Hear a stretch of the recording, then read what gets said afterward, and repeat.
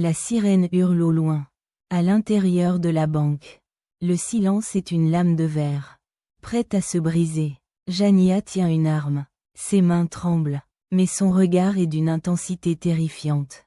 Les otages, allongés au sol, n'osent plus respirer. Elle n'est pas une criminelle. Elle est une mère au bout du rouleau. Et tout ce qu'elle veut, c'est sa paye. Dehors, le chaos est orchestré. Des voitures de police forment un barrage. Des agents du SWAT, vêtus de noir, se mettent en position, à travers les vitres teintées. Le détective Raymond observe la scène. Le visage grave. Il a vu des centaines de situations comme celle-ci. Mais quelque chose dans le dossier de Jania cloche. Ce n'est pas le profil d'une braqueuse. Comment en est-elle arrivée là? Pour comprendre, il faut remonter le temps. Pas très loin, quelques semaines à peine, quand la vie de Jania n'était pas un compte à rebours vers le désastre. Mais une simple lutte quotidienne. Une lutte pour la survie. Pour sa fille, Aria, il y a 3 semaines. L'appartement est petit, les murs sont fins comme du papier. On entend les voisins crier. La petite Aria, 7 ans, est assise sur son lit. Un casque anti-bruit sur les oreilles. Sa maladie la rend hypersensible au son. À la lumière. Elle est fragile. Et Jania est sa forteresse. Jania lui lit une histoire. Sa voix est douce. Un baume dans ce monde agressif. Elle caresse les cheveux de sa fille. Pour Aria, elle déplacerait des montagnes. Mais pour l'instant, elle doit affronter une pile de factures sur la table de la cuisine. Une montagne bien plus réelle. Le loyer en retard. L'électricité menacée de coupure. Et surtout, l'ordonnance pour les médicaments d'Aria. Un traitement coûteux, non remboursé, mais vital. Chaque boîte est une victoire. Chaque facture une défaite imminente.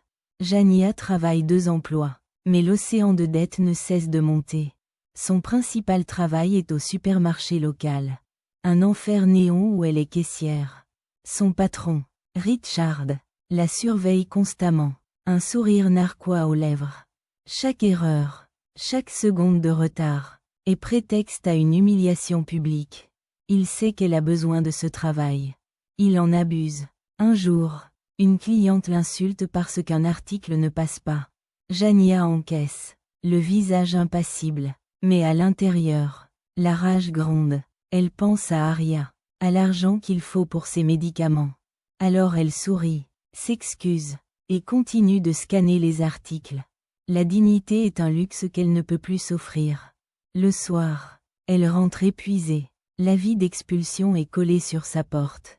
Le propriétaire lui donne 1 semaine. 1 semaine pour trouver des centaines de dollars qu'elle n'a pas. La panique s'installe, froide et paralysante. Elle s'assoit sur les marches. La tête entre les mains.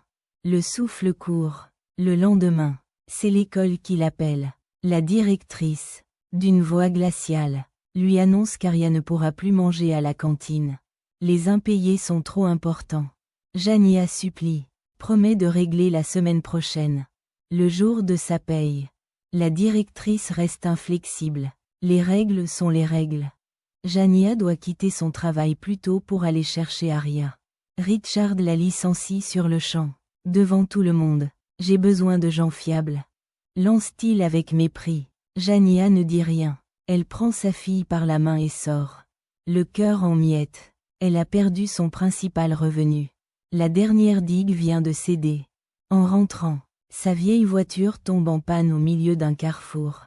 Les klaxons fusent. Un policier s'approche. C'est Oliver, une connaissance du quartier. Il ne l'aide pas. Il la réprimande.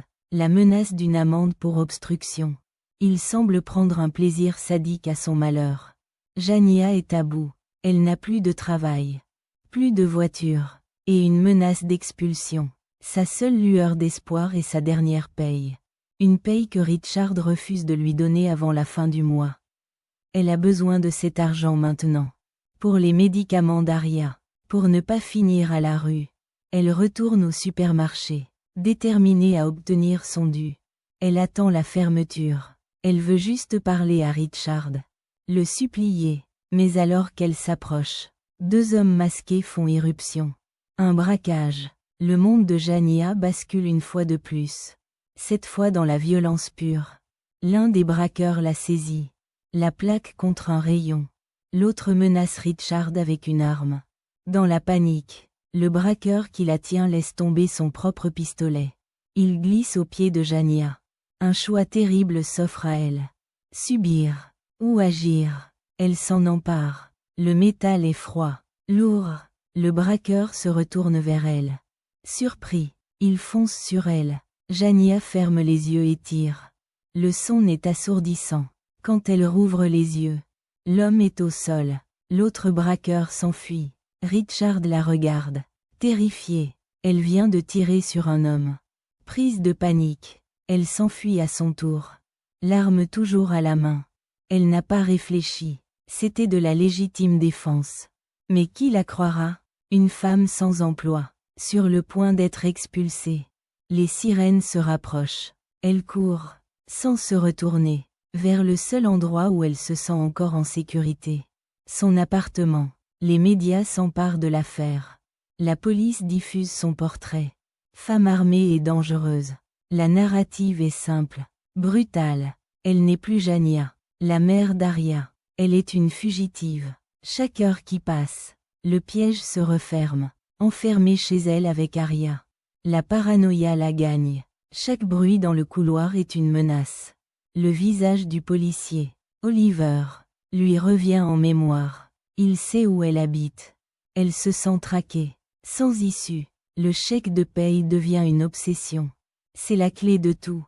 S'échapper, soigner Aria, survivre. Le lendemain matin, elle prend une décision désespérée. La banque où son employeur dépose les paies. Elle doit récupérer son argent. C'est sa dernière chance. Elle cache l'arme dans son sac. Embrasse Aria et lui promet de revenir vite. Une promesse qu'elle ne sait pas si elle pourra tenir. Nous revoilà au présent. Dans la banque, l'alarme a été coupée. Jania a les coordonnées du détective Raymond. Elle l'appelle. Sa voix tremble, mais elle est ferme. Je veux ma dernière paye. C'est tout. 487,53 $. Quand je l'aurai, je laisserai tout le monde partir. Raymond l'écoute attentivement. Il sent la fragilité derrière la colère. Jania, nous pouvons régler ça calmement. Parlez-moi. Dites-moi ce qui s'est passé. Il cherche à créer un lien. À gagner du temps. Il doit comprendre la femme derrière l'arme. À l'intérieur, une des otages, Nicole, une jeune employée de banque, observe Jania. Elle ne voit pas un monstre, mais une femme à bout de nerfs. Elle remarque les cernes sous ses yeux. Ses vêtements usés. Vous avez une fille, n'est-ce pas? Demande-t-elle doucement. La question surprend Jania. Elle hoche la tête. Elle est malade. Elle a besoin de moi. Ils veulent tout me prendre. Mon logement, mon travail, ma fille. Les larmes montent. Le masque de dureté se fissure, révélant la douleur brute en dessous. Dehors, l'histoire de Jania commence à fuiter. Des journalistes fouillent son passé. Il parle à ses voisins, à d'anciens collègues. Le portrait d'une criminelle dangereuse se nuance. On parle d'une mère dévouée, d'une femme écrasée par le système. L'opinion publique commence à basculer. Raymond continue de négocier. Il a contacté Richard, le patron du supermarché. Richard refuse de coopérer, la décrivant comme instable et agressive. Mais Raymond a des doutes. L'histoire de la légitime défense lors du braquage commence à paraître plausible. Jania, encouragée par la douceur de Nicole, commence à raconter son histoire à Raymond. L'humiliation à l'école, l'expulsion, la perte de son travail.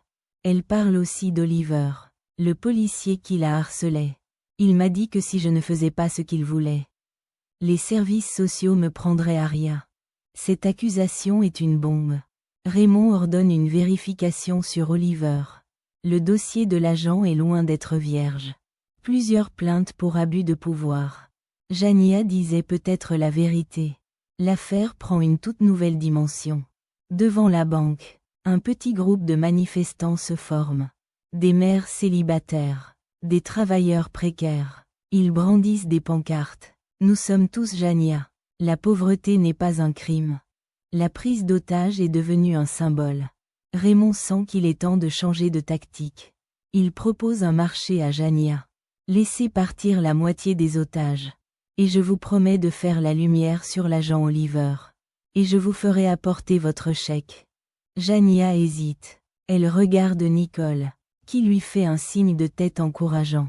Elle accepte. Les otages les plus âgés et les plus fragiles sont libérés. C'est un signe de confiance.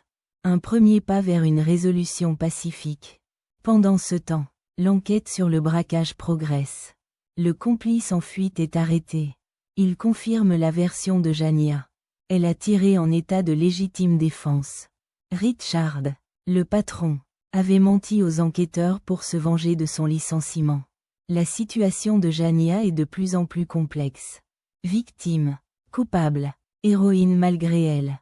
Raymond sait qu'il doit la faire sortir de là avant que le commandement ne perde patience et n'ordonne l'assaut. Nicole, à l'intérieur, continue de jouer un rôle crucial.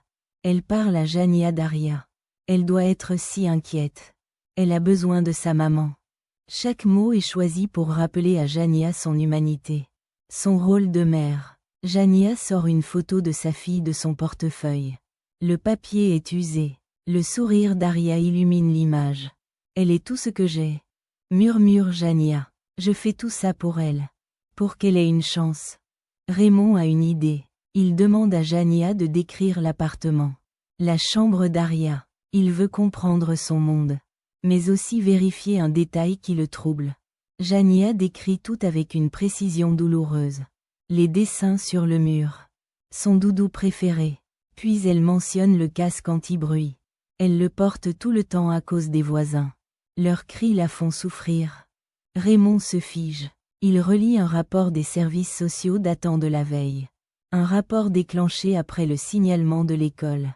Le rapport est laconique. Les agents se sont rendus à l'appartement après que Jania soit devenue une fugitive. Ils ont trouvé l'endroit vide. Sauf le corps sans vie de la petite Aria. Dans son lit, morte d'une crise liée à sa maladie. Aggravée par le stress et le manque de soins. Le choc est total. Raymond comprend tout. Aria est morte. Jania a subi un traumatisme si violent que son esprit s'est brisé. Elle continue de se battre pour une fille qui n'est plus là. Toute cette prise d'otage est une hallucination tragique. Un dernier combat désespéré pour une cause déjà perdue. Il doit lui dire la vérité. Mais comment ? Comment annoncer une chose pareille à une femme armée ? Au bord du précipice psychologique ? Une seule erreur pourrait déclencher un carnage. Il prend une décision courageuse. Il va entrer, seul, sans armes. Il l'annonce à son équipe, qui s'y oppose farouchement. Mais Raymond insiste. Ce n'est plus une négociation. C'est une intervention médicale. Il s'avance lentement vers la porte de la banque. Les mains en l'air. Jania, c'est Raymond. J'entre seul. Je ne suis pas armé. Je viens vous parler. À l'intérieur, Jania est confuse. Elle pointe son arme vers la porte. Nicole lui murmure. Faites-lui confiance. Il veut vous aider. Jania hésite. Puis baisse son arme. La porte s'ouvre. Raymond entre. Il s'approche doucement, sans la regarder dans les yeux. Il s'assoit par terre, à plusieurs mètres d'elle. Jania, je sais que vous vous battez pour Aria. Vous êtes une mère incroyablement courageuse. Il continue, la voix pleine de compassion. Il ne parle pas de la mort d'Aria. Il parle de sa douleur à elle. De son épuisement. Vous avez tellement lutté. Vous avez le droit de vous reposer maintenant. Laissez-nous prendre le relais. Jania commence à pleurer. Des sanglots incontrôlables. La tension des derniers jours. Des derniers mois. La submerge. L'arme glisse de ses mains. Elle n'est plus une menace. Elle est juste une âme brisée. Nicole s'approche et la prend dans ses bras. Raymond se lève et s'approche à son tour. Il ne lui passe pas les menottes. Il pose une main sur son épaule. C'est fini, Jania, c'est fini. Quand elle sort de la banque, escortée par Raymond, elle n'est pas accueillie par des insultes, mais par un silence respectueux. La foule a appris la vérité sur la mort d'Aria. Leur colère s'est transformée en une immense tristesse collective. L'histoire de Jania a secoué le pays. Elle a mis en lumière les failles d'un système qui laisse les plus vulnérables tomber dans l'oubli. Son procès est devenu celui de la société tout entière. L'agent Oliver a été démis de ses fonctions et Richard, le patron, poursuivi pour harcèlement et faux témoignage. Jania a été jugée psychologiquement inapte et internée dans un établissement psychiatrique. Elle n'a jamais totalement fait le deuil d'Aria. Mais avec le temps, et l'aide de thérapeutes, elle a commencé à reconstruire son esprit brisé. Son histoire, aussi tragique soit-elle, a eu un impact. Des lois ont été proposées pour mieux protéger les familles monoparentales en difficulté. Des associations ont vu le jour. Le sacrifice de Jania n'a pas été entièrement vain. Il a servi de miroir, nous forçant à regarder notre propre indifférence. Le drame de Jania nous rappelle une vérité fondamentale. Derrière chaque statistique sur la pauvreté, derrière chaque fait divers, il y a une histoire humaine. Une histoire de lutte, d'amour, et parfois, de désespoir. C'est une histoire qui nous demande non pas de juger, mais de comprendre. Si le récit de Jania vous a touché, c'est parce qu'il résonne avec notre besoin de justice et de compassion. C'est un appel à être plus attentifs les uns aux autres, à ne pas détourner le regard face à la détresse. Car parfois, un simple geste d'aide peut empêcher une vie de basculer. Merci d'avoir regardé jusqu'au bout. Si ce type de contenu profond et humain vous intéresse, pensez à vous abonner à la conseilleuse et à activer les notifications pour ne manquer aucune de nos prochaines explorations de l'âme humaine. Votre soutien est essentiel pour nous permettre de continuer à produire ces documentaires. Un j'aime ou un partage de cette vidéo peut faire une énorme différence. Et n'hésitez pas à laisser un commentaire pour partager vos réflexions sur cette histoire. En attendant notre prochaine vidéo, vous pouvez découvrir notre analyse sur le syndrome de l'imposteur ou notre documentaire sur les mécanismes de la manipulation psychologique. Les liens sont dans la description. Prenez soin de vous.